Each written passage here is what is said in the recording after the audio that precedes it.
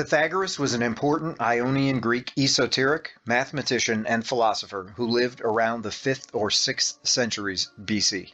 Among his many present-day admirers are members of various Masonic organizations, some of whom fondly refer to this seminal thinker as our ancient friend and brother. What accounts for this appreciation? Is there some affinity, whether real or merely perceived? Pythagoras is sometimes said to have coined the term philosophy, a word literally denoting the love of wisdom. Additionally, Pythagoras may have been the first person to distinguish between the idea of a disordered, formless, chaotic universe on the one hand, and, on the other hand, an ordered, structured universe called a cosmos. He is further remembered for proposing that this order could be explained and understood numerically.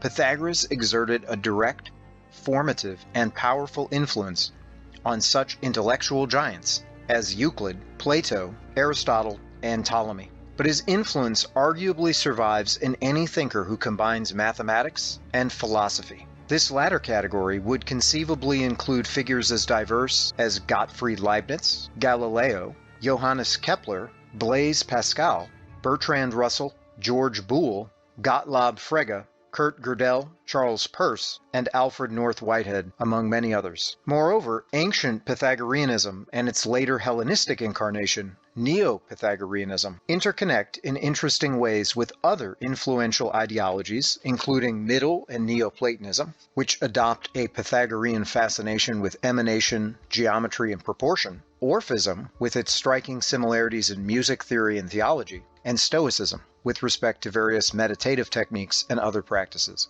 But the life of Pythagoras is something of a question mark. Supposedly, he traveled the known world in search of knowledge, and was said, for example by the later chronicler Iamblichus, to have been an initiate of various so-called ancient mystery religions, including those centered in Babylon, Chaldea, and Eleusis. Generally speaking, mystery religion is a phrase that is applied to sets of spiritual beliefs and practices that depend crucially on the idea of preserving various supposed secrets. These secrets, or mysteries, are transmitted only to a select group of people. These people, referred to as initiates, are those who are judged acceptable and worthy by the custodians of that knowledge. In ancient times, these initiatic groups often had elaborate religious rites that usually centered on a specific god or goddess cult. For example, early rituals developed around Egyptian deities, and later around Greco-Roman deities like Mithras. Pythagoras may have participated in many of these secret initiations and gained access to a significant body of secret teachings. Two rites often mentioned in this regard were those surrounding the Egyptian Isis and the so-called Eleusinian mysteries. One possibly unreliable set of traditions maintains that Pythagoras had contact with far-off places such as Britannia, the Roman designation for England, Hibernia, an ancient name for what is now Ireland, Iberia, or Portugal and Spain, and even India.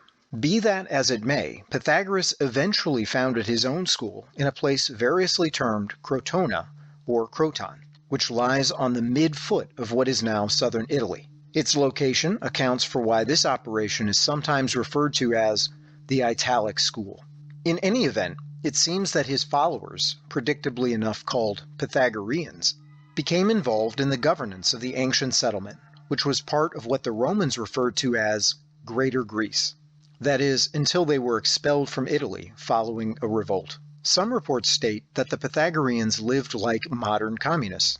The intersection of philosophy and occultism with politics, cryptopolitics, and intelligence recurs in studies of this kind. For just a single illustration, and as a historical note, fully 2 millennia after Pythagoras, the 19th to 20th century British occultist Aleister Crowley, himself sometimes alleged to have been connected to British intelligence, would also be expelled from Italy. Crowley had established a bizarre, and by some accounts black magical commune, in the town of Cefalu, on the island of Sicily.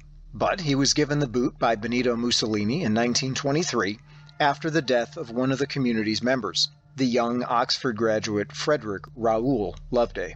Pythagoras was regarded as something of a thaumaturge, that is, a combination of a magician and a miracle worker, and he used his celebrity status and influence to institute a system of heavy-handed control in his community. For example, he is said to have required newcomers to maintain silence, possibly for years.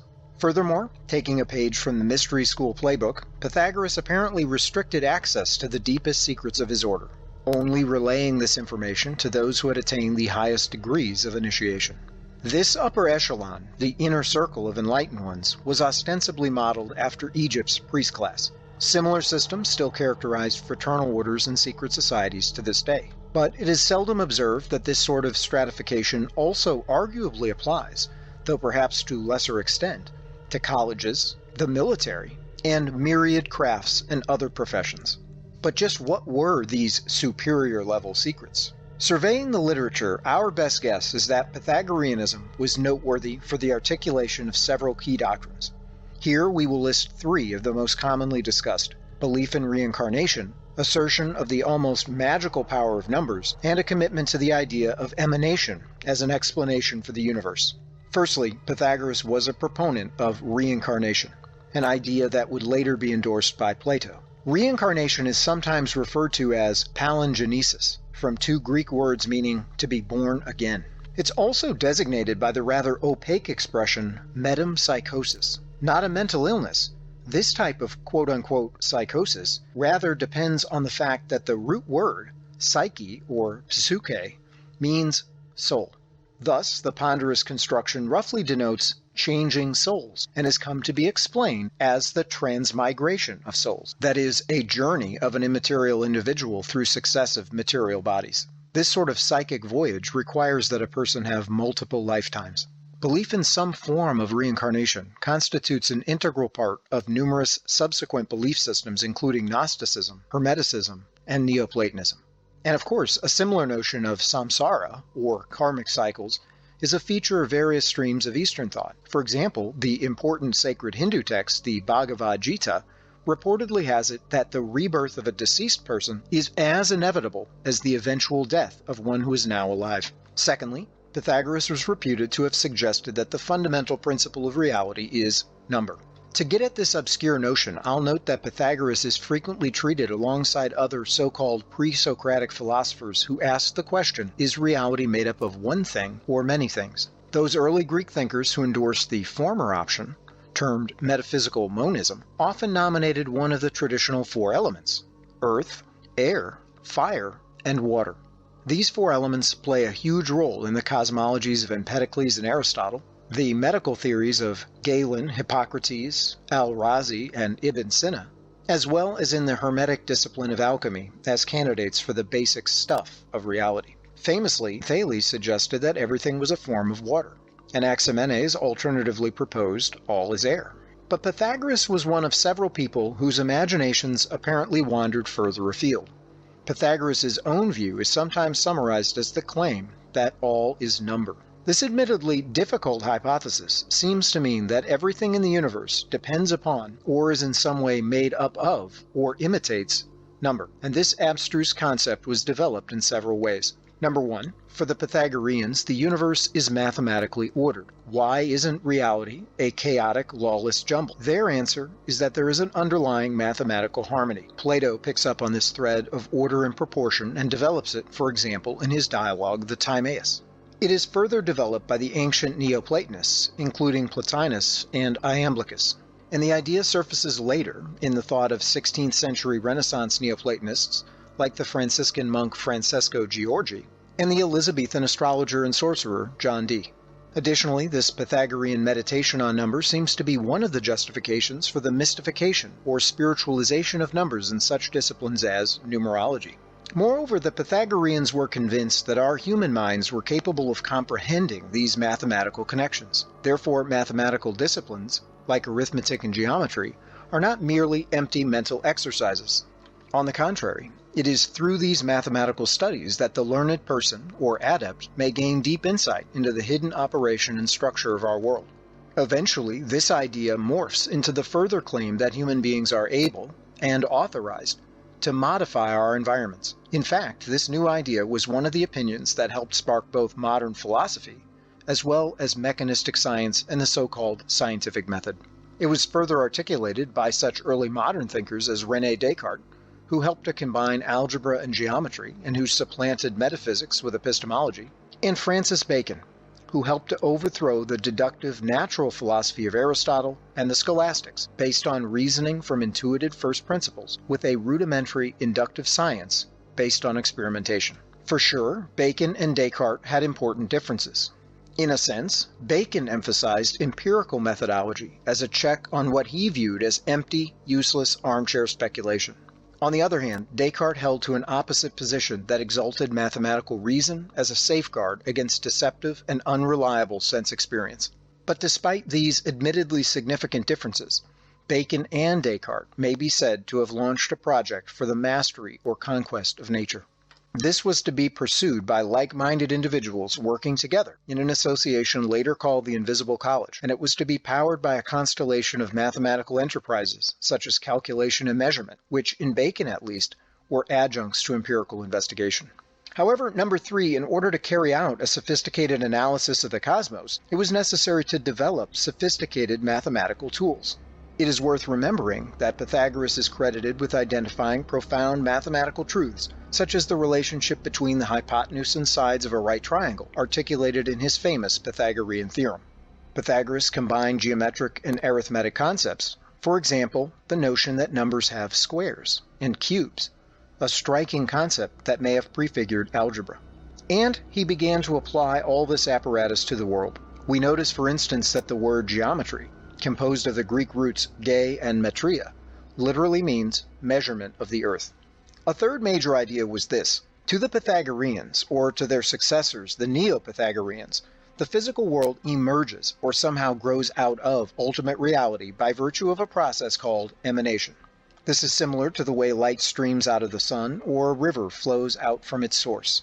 True to their deep numerical metaphysical commitments, this process of emanation was occasionally symbolized, or visually represented, by a mathematical diagram termed the tetractys. This symbol was picked up by later alchemists and Gnostics, among others.